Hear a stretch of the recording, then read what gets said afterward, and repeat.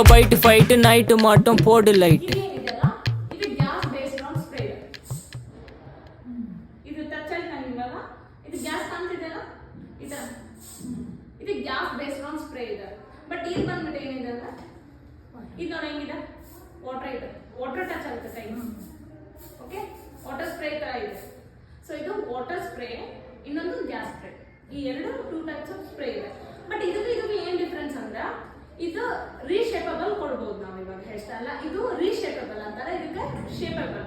ಇದು ಶೇಪಬಲ್, ಇದು ರೀಶೇಪಬಲ್. ಅಂದ್ರೆ ಒಂದು ಏನಾದ್ರು ಕ್ಲೈಂಟ್ ಇವಾಗ ಹೇರ್ ಸ್ಟೈಲ್ ಮಾಡಿದ್ದೇನೆ, ಇದನ್ನೇನ ಇದ್ರದ್ದು ಬೆನಿಫಿಟ್